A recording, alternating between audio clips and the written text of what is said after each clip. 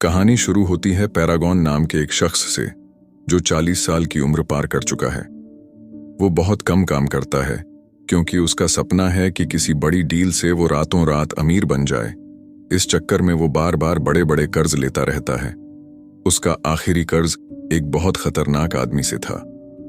जब कर्ज चुकाने की तारीख निकल गई और उसके पास एक भी पैसा नहीं था तो माफिया बॉस खुद उससे वसूली करने आया।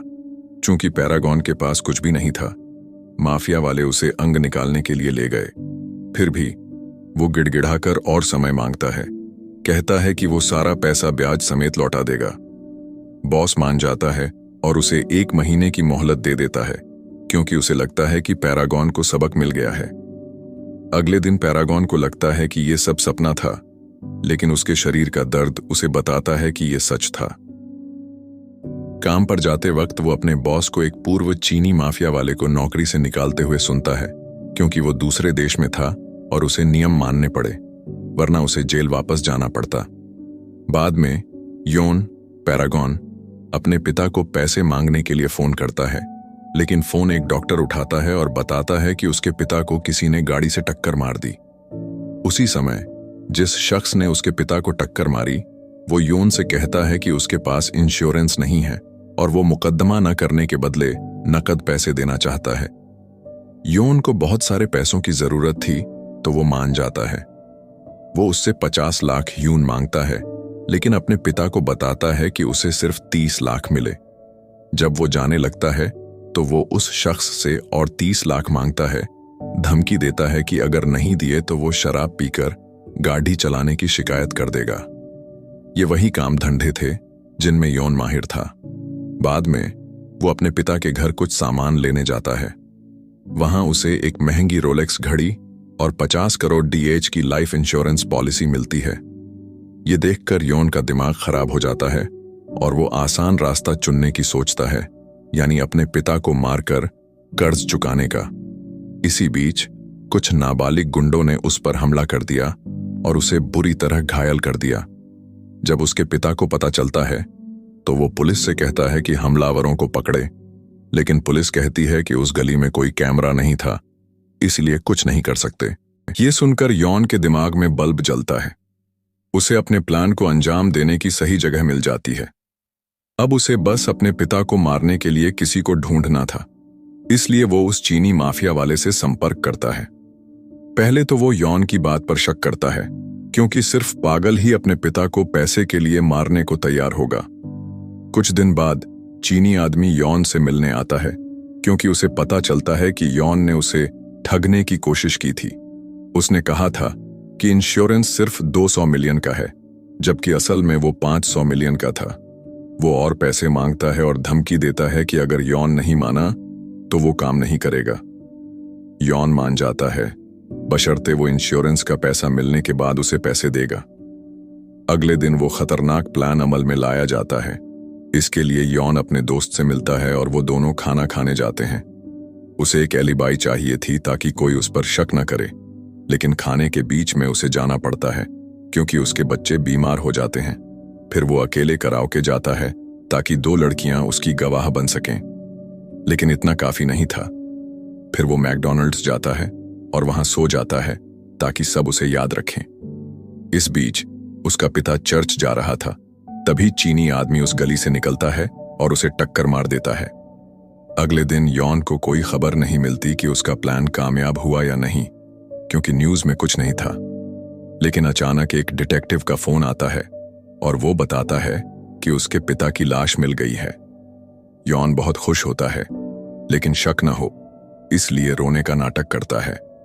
उसका अभिनय इतना अच्छा होता है कि सारे पुलिस वाले उस पर यकीन कर लेते हैं, लेकिन जल्दी ही उसे पता चलता है कि उसका प्लान वैसा नहीं हुआ जैसा उसने सोचा था, क्योंकि एक गवाह था। उसके पिता का दोस्त उस हादसे को देखता है और पुलिस को बताता है कि यह सिर्फ हादसा नहीं था, बल्कि कोई उसे मारना चाहता था।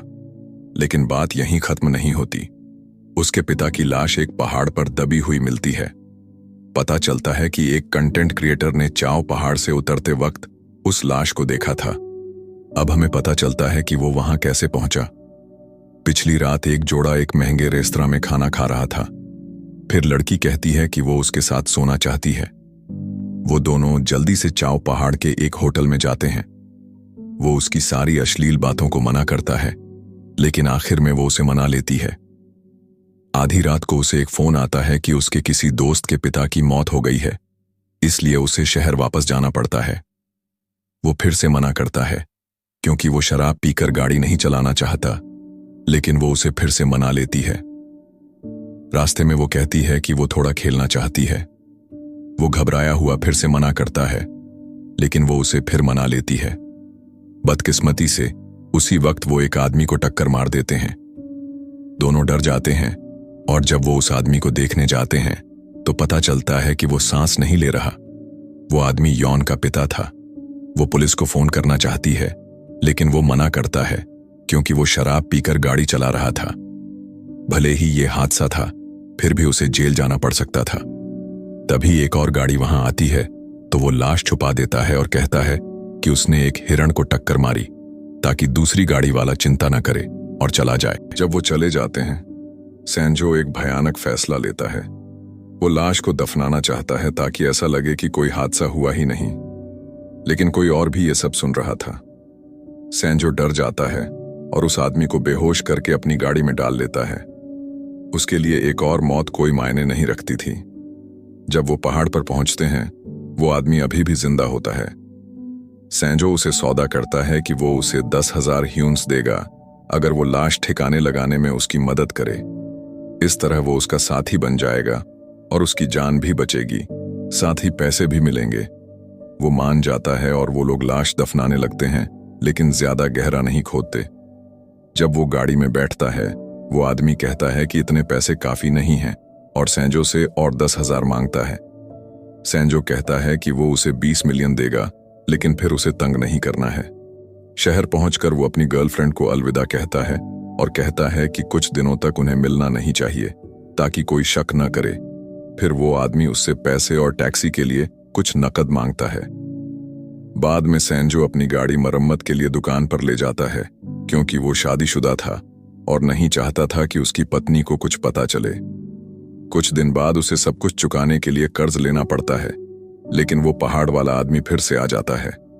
वो कहता है कि इतना सब कुछ करने के बाद उसे नींद नहीं आ रही, इसलिए वो अपनी अंतरात्मा शांत करने के लिए और 30 मिलियन मांगता है। सैंजो मान जाता है क्योंकि वो एक मशहूर डॉक्टर था और ऐसी गलती उसका करियर खत्म कर सकती थी।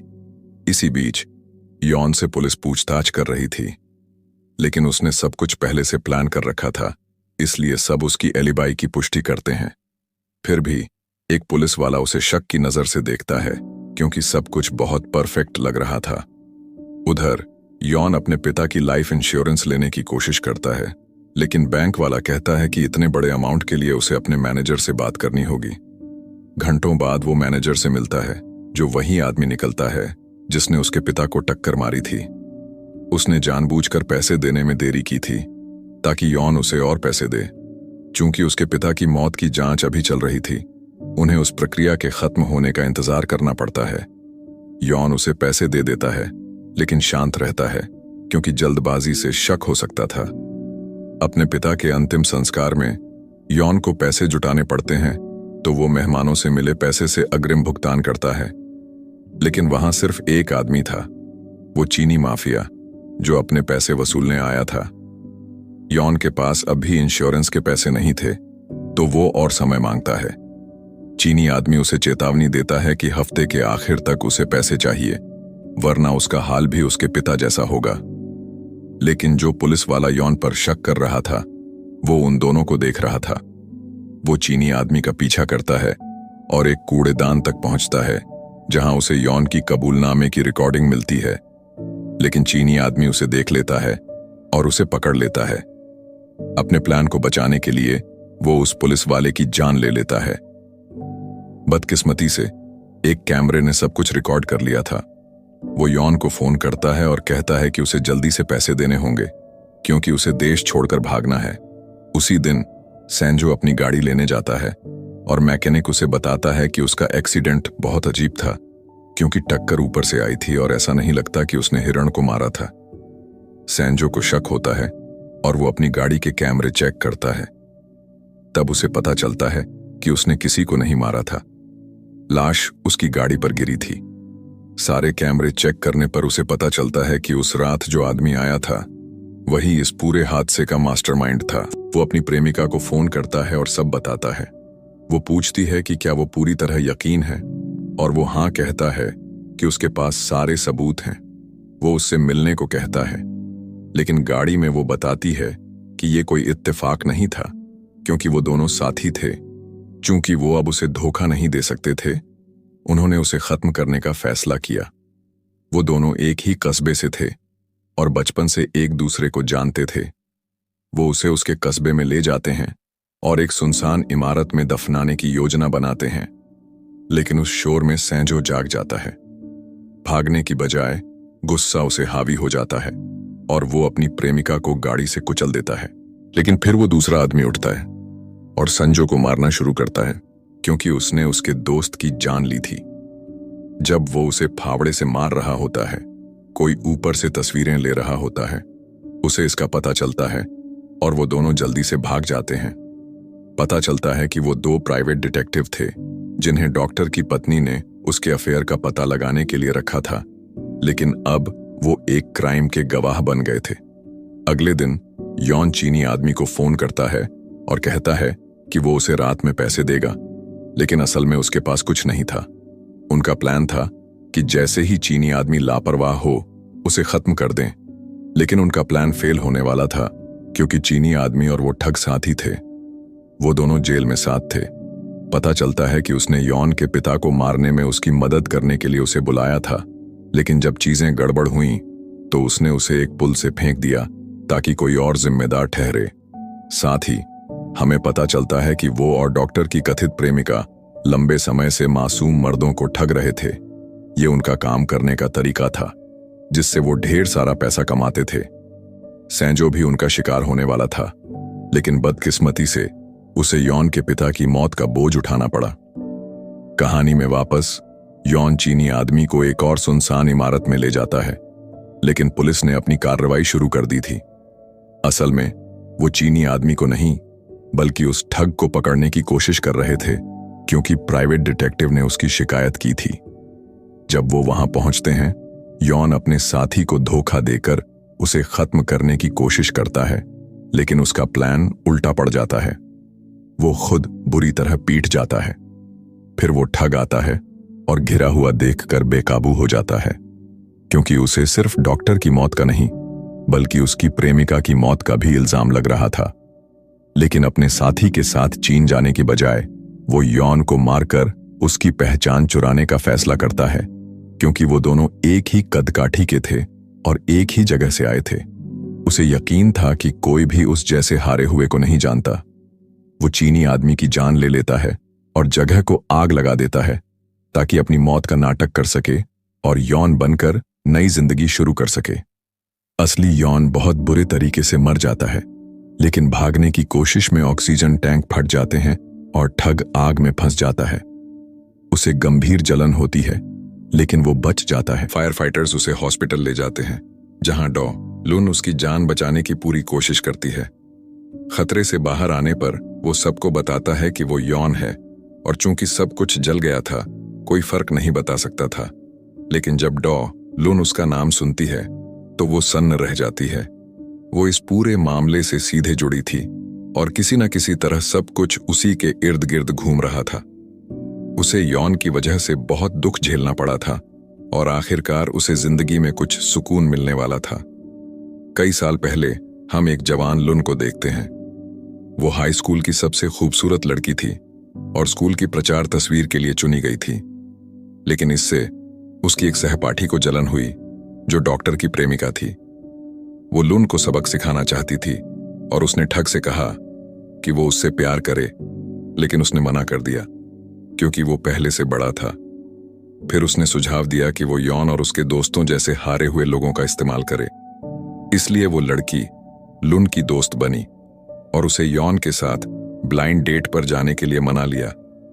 यॉन बहुत अच्छा बर्ताव करता है और लुन का भरोसा जीत लेता है इसे। घर जाते वक्त वो उसका पीछा करता है और उसे एक सुनसान इमारत में ले जाता है, जहां 2 नकाब पोश लोग उस पर हमला करते हैं और उसका बलात्कार करते हैं। पता चलता है कि यॉन ने यह सब प्लान किया था, लेकिन क्योंकि वो नाबालिग थे, उन्हें सजा नहीं मिली। लून उस भयानक सदमे को भुलाने की कोशिश करती है, लेकिन वो कभी पहले जैसी नहीं रहती। वो हमेशा बुरे सपने देखती है और चाहती है कि एक दिन उसके हमलावरों को उनके की सजा मिले। इसीलिए वो एक प्राइवेट डिटेक्टिव को हायर करती है। वो डिटेक्टिव उसका भयानक अतीत खोज लेता है और उसे सारी जानकारी देता है। उसके हमलावरों को उनके कर्मों की सजा मिल चुकी थी।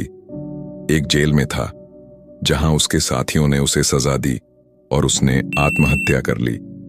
दूसरा ड्रग्स की दुनिया में चला गया और ओवरडोज से मर गया।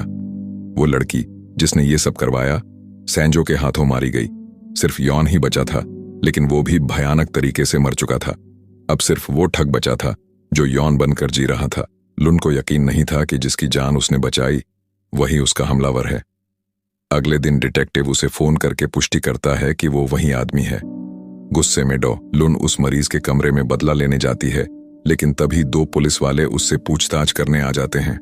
वो सारी बातें बताता है कि असली यॉन के साथ क्या हुआ।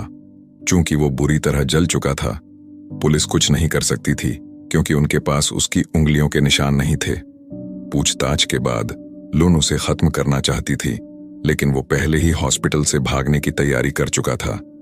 वो उसे नहीं पहचानता, जिससे वो और गुस्सा हो जाती है। वो उसका पीछा करती है और उसे सामना करने की मांग करती है, लेकिन वो कहता है कि जो कुछ उसने किया उसकी सजा उसे मिल चुकी है। फिर भी लुन संतुष्ट नहीं होती और कहती है कि वो खुद उसे उसके कर्मों की सजा देगी। वो हंसता है क्योंकि उसे समझ नहीं आता लुन उससे इतनी नफरत क्यों करती है। जब वो यॉन के घर पहुंचता है तो उसे एक पुराना स्कूल ब्रोशर मिलता है। लुन का नाम पढ़कर उसे याद आता है कि कई साल पहले बलात्कार का एक केस हुआ था, लेकिन वो इसे ज्यादा तवज्जो नहीं देता। अगले दिन उसे इंश्योरेंस कंपनी से फोन आता है कि पैसे निकाल लिए गए हैं, लेकिन यॉन के पिता ने 1 हफ्ते पहले बेनिफिशियरी बदल दी थी। उन्होंने 500 मिलियन ह्यून्स चर्च को दान कर दिए थे क्योंकि वो अपने बेटे के गुनाहों को धोना चाहते थे। ये सुनकर वो चिल्लाता है और अपने पैसे वापस मांगता है। तभी लुन वहां आती है और देखती है कि वो उसे अभी भी नहीं पहचानता। वो उससे बदला लेने का फैसला करती है। नकली यॉन को बहुत दर्द हो रहा था, तो वो बदली हुई दवा लेता है और धीरे धीरे चलने लगता है। दरअसल उसे नशीली दवा दी गई थी। लुन उसे उस गली में खत्म करने के लिए तैयार थी जहां यॉन के पिता को टक्कर मारी गई थी, लेकिन तभी उसका बॉयफ्रेंड आ जाता है और उसे रोकता है। वो कहता है कि इस बेकार इंसान के लिए अपनी जिंदगी बर्बाद मत करो, क्योंकि उसने पहले ही अपनी जिंदगी बर्बाद कर ली है। वो उसे मारती है, लेकिन सिर्फ अपनी भड़ास निकालने के लिए, और आखिरकार अपने उस भयानक दर्द को पार कर लेती है। उस रात कई सालों बाद वो बिना बुरे सपनों के सौ पाती है। उधर ठग को बहुत दर्द के साथ होश आता है, लेकिन वो जिंदा रहता है। पुलिस को पता चलता है कि उसने उन्हें धोखा दिया था, तो वो उसे पकड़ने निकलते हैं, लेकिन वो पहले ही सब कुछ लेकर देश छोड़ने की फिराक में था। लेकिन उसका कर्म उसे पकड़ लेता है। बस का इंतजार करते वक्त एक वैन उसे किडनैप कर लेती है, क्योंकि उसी दिन यॉन का कर्ज चुकाने का आखिरी दिन था। उसी वक्त लुन का बॉयफ्रेंड एक गैर कानूनी सर्जरी करने जा रहा था। यह उसकी आखिरी सर्जरी थी, क्योंकि वो अपनी गर्लफ्रेंड से शादी करना चाहता था और उसने काफी पैसे बचा लिए थे। उसका बॉस उसे विदाई गिफ्ट देता है। सर्जरी शुरू करने से पहले वो मरीज के चेहरे से कपड़ा हटाता है और देखता है कि ये वही आदमी है जिसने उसकी गर्लफ्रेंड को इतना दुख दिया था। उसे मौका मिल गया था। वो मरीज को बिना बेहोश किए सर्जरी करता है ताकि उसे हर कट का दर्द महसूस हो, और आखिरकार वो मर जाता है। इस तरह उसके कर्मों की सजा पूरी होती है। अगले दिन वो अपनी गर्लफ्रेंड को बताता है कि अब सब ठीक हो जाएगा। जो घड़ी उसे दी गई थी वो वही रोलेक्स थी जो यॉन ने अपने पिता से चुराई थी। घर जाते वक्त लुन डिटेक्टिव से मिलती है, जिसने डीएनए टेस्ट से पता लगाया था कि उसका मरीज असली यॉन नहीं था। लेकिन अब उसे बदले की कोई चाहत नहीं थी, तो वो और कुछ नहीं जानना चाहती थी। इस कहानी का यही अंत है। लोग कहते हैं कि इस जिंदगी में हर चीज की कीमत चुकानी पड़ती है, और ये कहानी इसे बखूबी दिखाती है।